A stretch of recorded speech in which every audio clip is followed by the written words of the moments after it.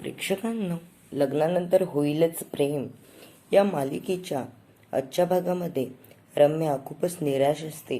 तेव्हा वसवत तिला समजवतात, अगं रम्या, तू जो प्लॅन केला होता ना बाळा, तो सक्सेस नाही झाला आणि होणारही नाही. कारण काव्याने आता बाळाला स्वीकारण्याचा निर्णय घेतलाय. काव्या म्हणत असते, नाही मम्मा, असं नाही होऊ शकत. हे बघ, तिने बाळाला स्वीकारण्याचा निर्णय घेतला, पण आपल्या हातात अजून 9 महिने आहेत. आपण काहीही गेम पलटवू शकतो. त्यामुळे हे बघ, मला गुरुजींनी सांगितलं होतं, पार्थ तुझ्यासोबत लग्न करणार आहे आणि पार्थचं तुझ्याशीच लग्न होणार आहे. वसवत्या म्हणत असतात, रम्या, तू हे सगळं विचार सोडून दे बाळा. विजय खूप चांगला मुलगा आहे. तुलाही देवाने खूप छान जोडीदार दिला आहे. त्यामुळे तू विजयचा विचार कर बरं. रम्या म्हणत असते, नाही मम्मा, माझं पार्थवर खूप प्रेम आहे आणि मी लग्न करेल तर पार्थ सोबतच करेल. हे मी स्वप्न बघितलंय आणि सत्यात पण उतरवणार आहे. त्यामुळे काव्याला कसं काय करायचं ते बघ, मी करते व्यवस्थित. वसवत्या तिला खूप समजवतात, अगं बाई, हे असं नाही होणार. आणि रम्या तिथून हसत निघून जाते. तेव्हा वसवत्या डोक्याला हात लावतात आणि नंतर ते विजयला भेटायला जातात. आणि विजय म्हणतो, अरे वा सासूबाई, तुम्ही मला भेटायला आलात. आजकाल माझ्या बायकोला भेटण्याचे दिवस आहेत आणि चक्क तुम्ही आला मला भेटायला. वसवत्या म्हणतात, विजयराव, कारणच तसं आहे. अहो, माझी रम्या रडली हो आज. नंतर विजय म्हणतो, काय, रम्या रडली? ती म्हणते, हो ना. अहो, घरातील सगळेजण तिला खूप कसं तरी वागवतायत आणि पार्थ तर खूप चिडला होता. तेव्हा विजय म्हणतो, मी दाखवतोच आता पार्थला. तर वसवत्या म्हणते, पार्थचं जाऊ द्या, आपण त्या काव्याने अगदी तिच्या थोबाडीत मारली बघा आणि काव्य पण खूप बोलली तिला. तो विजय म्हणत असतो, हो, त्या काव्याला पण बघा ना कसं आयुष्यातून उठवतो मी आता. नंतर वसवत्या म्हणते, अहो, तुम्हाला माहिती आहे का, मी त्या घरात माझा हिस्सा असून सुद्धा मला ती अशी वागणूक देत आहे, तुम्हाला मी सांगू पण शकत नाही. आणि तो पार्थ मला काय म्हणाला माहिती आहे का, वसवत्या, तू अजूनही खूप रम्याचे लाड करते आणि तुला जर एवढंच तिचं कौतुक असेल ना, तर तिचं लग्न लावून दे आणि पाठव तिला लवकर तिच्या घरी. विजय म्हणतो, असं बोलला पार्थ? आता बघा ना, मी त्याला येऊन काय काय सुनावतो ते. वसवत्या म्हणते, हो, तुम्ही या लवकर. नंतर इकडे जीवा, पार्थ, नंदिनी, काव्या खूप छान बोलत असतात. तेव्हा काव्या नंदिनीला म्हणते, नंदिनी ताई, तू मला खूप छान समजवलं, म्हणून आता माझा निर्णय बदललाय. हे बघ, पार्थने मला पहिलंच सांगितलं होतं की बाळ हा प्रश्न नाहीये, हे उत्तर आहे आणि मी ते स्वीकारण्याचं ठरवलंय. नंतर पार्थ जीवाला म्हणत असतो, अरे, तुमच्या दोघांचं काय सुरू आहे सध्या? केव्हाही बाहेर जाता, काय करता, काहीच माहीत नाहीये. तेव्हा नंदिनी सांगायला लागते, अहो, आम्ही ना ते किडनॅपिंगचं रॅकेट शोधत आहोत. ते वेदांत किडनॅप झाला होता, तर अनेक मुलं तशी किडनॅप होत आहेत. काव्य म्हणते, हो ताई, तुम्ही खूप छान काम करत आहात. नंतर नंदिनी म्हणते की हो ना, त्याची आई खूप रडत होती आणि हे कुणीतरी जाणून बुजून करते, प्रत्येक लहान मुलाला किडनॅप करायचं काम करते. त्यामुळे आम्हाला लवकरात लवकर ही गँग शोधायची आहे. तेव्हा मानिनी म्हणते, हो बाई, लवकर करा काय ते. नंतर काव्या वेगळ्याच नजरेने बघत असते, कारण तिला तिच्या बाळाचा विचार पडतो. तेव्हा नंदिनी म्हणत असते, आम्ही हे जे काही करतोय ना, हे पुढील बाळांच्या भविष्यासाठी, कारण पुढील बाळांचं भविष्य धोक्यात जायला नको.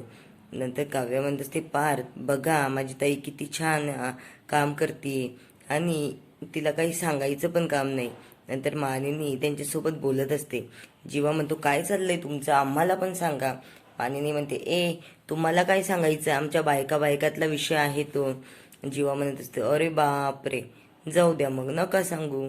नंतर रम्या आणि वसवत्याचा सीन घेतला आहे. रम्या परत खूप चिडते. वसवत्या आणि त्या खाली येतात. तेव्हा काव्या म्हणत असते, अगं ताई, तुला माहिती का आज काय झालं होतं? तर कुणाच्या तरी थोबाडीत मारली बरं मी. नंदिनी म्हणते, कुणाच्या ग? जीवा म्हणतो, मी गेस करू का? ती म्हणते, नाही, तुला नाही कळणार. पार्थ म्हणतो, मी गेस करू का मग? आणि रम्याचं नाव घेतात. नंतर रम्या खूप चिडते आणि खूप राग येतो तिच्या चेहऱ्यावर, अगदी तो राग ओसंडून वाहतोय. नंतर वसुहत्या म्हणते, अरे काय रे, नेहमी माझ्या मुलीला घालून पाडून बोलत असता, ती आता तुम्हाला बोलली का काही? पार्थ म्हणत असतो, ए वसुहत्या, तुझी मुलगी एवढीच गुणाची आहे ना, नेहमी तिचीच बाजू घेते, तर जा तुझ्या मुलीला आधी चांगलं शिक्षण दे आणि चांगले संस्कार दे. ते आतापर्यंत काय काय केलंय ना, हे सगळं आम्हाला खूप त्रास होतोय त्याचा अजूनही. वसुहत्या म्हणत असते, ए पार्थ, तू खूप बोलतोय आता. पार्थ म्हणत असतो, वसुहत्या, तू ना त्या रम्याला आधी सांग आणि लवकर लग्न करून तिला या घरातून काढून दे. रम्या तेव्हा पण राग येऊन निघून जाते. नंतर नंदिनी आणि जीवा त्या केस संदर्भात बोलत असतात की हा मास्टर स्ट्रोक कोण आहे, त्यांचा नाव कशापासून सुरू होतं आणि यम नावापासून सुरू होणाऱ्या यांची लिस्ट ते बनवत असतात. नंतर इकडे काव्याचा सीन घेतला आहे. पार्थने काव्यासाठी फ्रूट्सचं लव काढून ठेवलंय आणि मोसंबीचा असा ॲरो तयार केलाय आणि बाजूला बाळाचं बनवून ठेवलंय. ते रम्याचं बोकड आहे छोटंसं, त्याला असं रॅप करून ठेवलंय कपड्याने.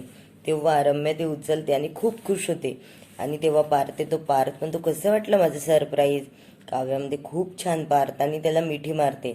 नंतर काव्या म्हणत असते, पण तू मला हे कसं सुचलं? तुम्हाला माझ्या मनातल्या आजकाल सगळ्याच गोष्टी कळत आहेत. पार्थ म्हणतो, ते कळणार नाही का काव्या? माझं तुमच्यावर खूप प्रेम आहे आणि तुमच्या मनात काय चालतंय ना, हे माझ्याशिवाय कुणाला कळेल सांगा बरं. आणि काव्या म्हणत असते, देशमुख. तेव्हा पार्थ कान पकडतो आणि म्हणतो, काही चुकलं असेल तर माफ करा. नंतर काव्य म्हणत असते, अहो नाही, काहीच चुकलं नाही तुमचं, मला खूप आवडलं हे सगळं. आणि हे बघा, तुम्ही माझ्या हातात बाळाचं गर्भसंस्काराचं पुस्तक देण्याऐवजी IAS होण्याचं पुस्तक दिलं, यातच खूप काही आलं. तुम्ही माझा किती विचार करता तेव्हाच मला कळालं. त्यामुळे मी ठरवलंय बाळ पण होऊ द्यायचं आणि IASचा स्टडी पण करायचा. तेव्हा पार्थ म्हणत असतो, हो, अशीच काव्या हवी होती मला, आणि एवढे दिवस मी अशाच काव्याला बघायचा प्रयत्न करायचो, पण तुमच्यामध्ये ती दिसतच नव्हती. तेव्हा काव्या म्हणते, नाही पण देशमुख, तुमची मला जोपर्यंत साथ आहे ना, तोपर्यंत आता मी हरणार नाहीये.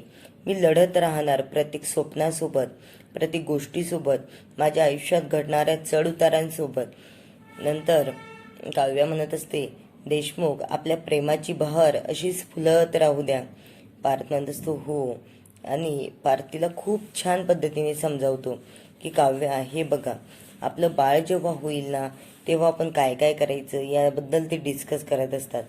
तेव्हा काव्या म्हणत असते, हो, मी तिला खूप छान असं करेल तसं करेल. आणि परत ते एकमेकांच्या मिठीत घेतात काव्याला.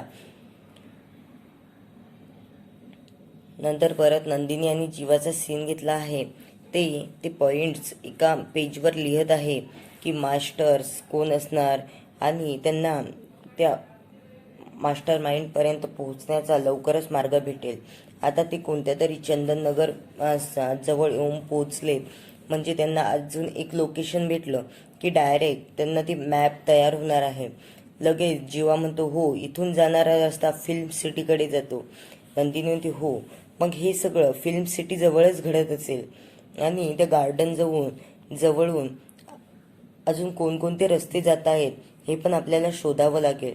जीवा म्हणतो, हो, ते एकदा आपल्याला भेटलं की आपण तिथपर्यंत पोहोचायला काहीच वेळ लागणार नाही. आणि त्यांनी खूप असे पॉइंट्स काढून ठेवले आहेत. इकडे रम्या पार्थचं लव्ह लेटर बघत असते. रात्री झोपेत खूप रडते एकटीच बसून आणि म्हणते, पार्थ, मला तुझ्याशिवाय लग्नच करायचं नव्हतं रे, आणि माझं किती प्रेम आहे तुझ्यावर. आणि ती पार्थला कॉल करते. तेव्हा पार्थ झोपलेला असतो. काव्या पण त्याच्या बाजूला खूप गाढ झोपलेली असते. तेव्हा रम्या म्हणते, पार्थ, मला तुला आत्ताच्या आत्ता भेटायचंय, खूप महत्वाचं काम आहे, मला ना कसं तरी होतंय. पार्थ म्हणत असतो, रम्या झोप तू आता, मला नाही भेटायचंय तुला, मी नाही येऊ शकत. इकडे काव्या पण झोपल्या आहेत, त्यांची झोप मोडेल. रम्या म्हणत असते, अरे पार्थ, मी तुझा किती विचार करते आणि तू माझा काहीच विचार करत नाही. प्लीज, माझं खूप डोकं दुखतंय, प्लीज मला एकदा भेटायला ये ना. पार्थ म्हणत असतो, नाही, पण रम्या खूप रडते, त्यामुळे पार्थ जायला तयार होतो. आणि रम्या इकडे बाहेर येते की हॉलमध्ये, तेव्हा पार्थ पण बाहेर येतो आणि तिला समजावत असतो. रम्या म्हणते, पार्थ, माझं तुझ्यावर अजूनही खूप प्रेम आहे, मला तुला सोडून कुणाशीही लग्न करायचं नाहीये. आणि पार्थ तिला खूप छान समजावतो.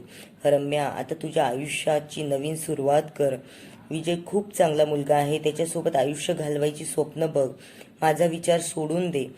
रम्या तयारच होत नाही. रम्या म्हणत असते, नाही पार्थ, मी तुझा विचार नाही सोडू शकत, मला तुझी खूप गरज आहे. आयुष्य जगताना मला तुझ्या साथीची खूप गरज आहे. मी तुला सोडून कोणत्याच माणसावर प्रेम नाही करू शकत पार्थ. पार्थ म्हणतो, रम्या, पण आता तुला हे कळायला हवं की माझं काव्यासोबत लग्न झालंय, आमचा सुखाचा संसार सुरू झालाय, आता आम्हाला बाळ पण होणार आहे. हे काय लॉजिक आहे ना रम्याचं, हे कुणाला कळतच नाही. काय ही एकतर्फी एवढं प्रेम करते.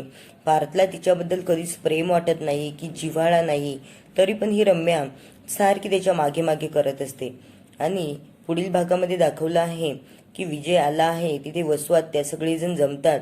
तेव्हा पार्थ रम्याला बोलत असतो, तेव्हा विजय खूप चिडतो आणि म्हणतो, पार्थ, तू माझ्या बायकोला असं नाही बोलू शकत. तेव्हा पार्थ त्याला डायरेक्ट एकमेकांच्या अंगावर जातात. पार्थ त्याला म्हणतात, लगेच मानिनी ते विजयला लोटते बाजूला आणि पार्थला पण बाजूला ढकलते.